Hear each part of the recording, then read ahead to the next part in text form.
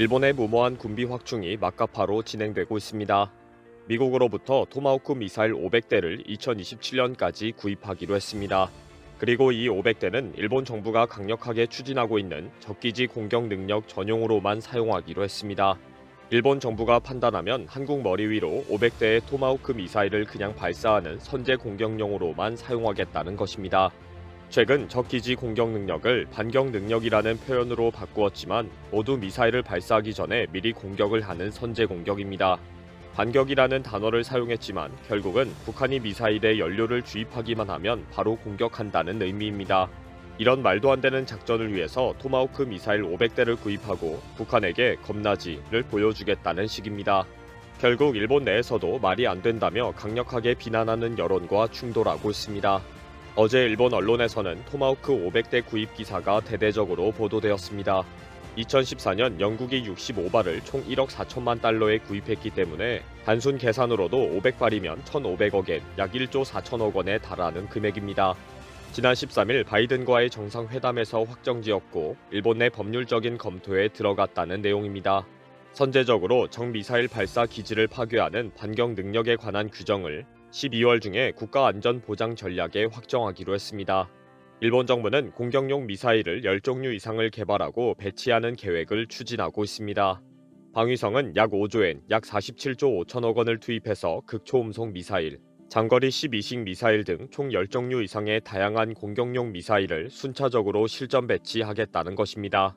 이를자 요미우리 신문은 자위대가 극초음속 미사일을 확보하면 타국이 섣불리 일본 공격을 하지 못하도록 막는 억지력이 강화된다고 보도했습니다.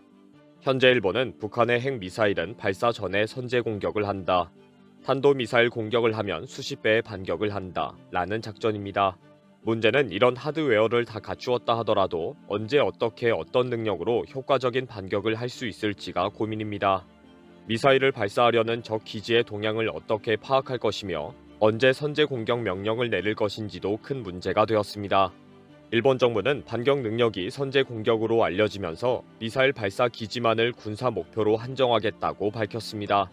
그러나 이 군사 목표의 정의가 불분명해서 군과 민간이 공용하고 있는 공항, 항만, 도로, 창고, 공장, 발전소의 시설도 대상인지도 확정하지 못했습니다.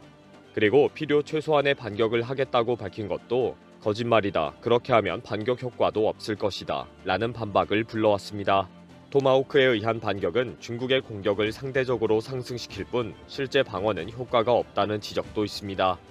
아에라닷컴의 지적에 의하면 토마호크는 포병 부대의 포격전 속에 권총 한 자루 들고 참전하는 형태일 뿐 실제로는 미미한 전력에 불과하다는 비판입니다. 실제 토마호크가 중국과 북한에서 발사하는 탄도미사일 기지를 사전에 미리 공격한다는 것은 거의 불가능한 작전이라고 지적합니다.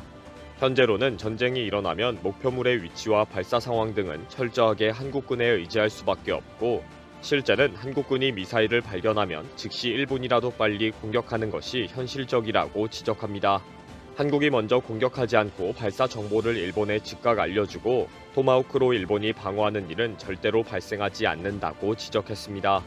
그럼에도 불구하고 일본은 선제 공격으로 발사 기지를 파괴하겠다면서 500대의 토마호크를 준비하려고 합니다. 토마호크는 항공기처럼 제트 엔진으로 추진해서 저고도로 비행하면서 경로를 자유롭게 변경할 수 있고 GPS 내장으로 지상의 목표를 정밀하게 타격하는 능력이 뛰어난 미사일입니다. 최근 북한의 탄도미사일은 로켓 엔진으로 저궤도로 비정상적인 비행 곡선까지 그리며 날아오고 있습니다. 현재 일본의 정보 수집 능력과 요격 능력으로는 방어가 완전히 불가능한 상황입니다. 결국 일본 정부는 북한에게 일본은 토마호크 있다. 여차하면 북한의 기지를 파괴시키겠다. 라며 위협하는 전략을 사용하기로 한 것입니다. 그리고 이런 전략이 바로 반격 능력입니다. 반격 능력이라는 것은 적기지 공격 능력을 부드럽게 고쳐서 사용하는 표현입니다. 적기지 공격 능력이 발사 가능성이 있는 북한 미사일 기지를 미리 공격해버린다 라는 의미이기 때문에 그동안 헌법 위반이다 판단을 누가 하는가 전쟁을 일으키려는 위험한 발상이다 라는 비난을 받아왔습니다. 그래서 올해 4월부터 반격 능력이라는 단어로 바꾸어 부르기로 하고 명칭을 공식적으로 변경했습니다. 북한이 공격을 하려고 하기 때문에 사전에 반격이 필요하다는 논리를 만든 것입니다. 어제 일본 국회에서는 선제 공격의 위험성에 대한 질의가 주목을 받았습니다. 선제 공격은 국제법 위반이고 결국 위험한 선전포고가 되면서 더 큰 전쟁으로 이어진다는 지적입니다. 이에 기시다는 답변을 통해 국제법을 위반하지 않는 선제 공격을 하겠다. 지금은 정확하게 말할 수는 없지만 그런 제도를 만들겠다 라고 밝혔습니다. 선제 공격을 해도 된다는 규정을 만들어서 제도화하면 된다고 주장한 것입니다. 특히 기시다는 어제 국회 답변에서 군사비를 GDP의 2%까지 확대하겠다고 밝혔습니다. 그동안 일본의 방위비는 1% 내외로 결정되어 왔고 2022년에는 5조 4천억 엔, 약 51조 4천억 원의 예산이었습니다. 그러나 이제는 약 11조엔, 약 104조 7천억 원으로 대폭 증액이 될 전망입니다. 이에 일본인들은 1인당 4만엔, 4인 가족은 연간 16만엔, 약 150만 원을 군사비로 납부하게 되었다는 비난을 하고 있습니다. 일본 정부는 내년부터 방위비를 5년간 총액 45조엔, 약 432조 원 정도 지출할 방침으로 27년 이후는 10조엔 초과를 꾸준히 지출할 예정입니다. 올해 5.4조엔의 약 2배로 이 비용을 충당하기 위해서는 소비세 등 각종 세금의 인상을 밀어붙이고 있습니다. 현행 10%인 소비세를 15%로 인상하고 산림환경세를 신설하고 퇴직금에도 세금을 매기기로 했습니다. 상속세와 증여세의 비과세 대상을 모두 폐지해서 이제는 자녀에게 10원이라도 주면 모두 증여세를 매길 판입니다. 그러나 각종 미사일과 우주기지까지 만들어도 부족한 것이 한국의 군사정보 협력입니다. 최근 일본 정부가 한국 정부에 먼저 접근하고 도움의 손길을 요청하는 이유는 지소미아의 복원 요청으로 알려졌습니다.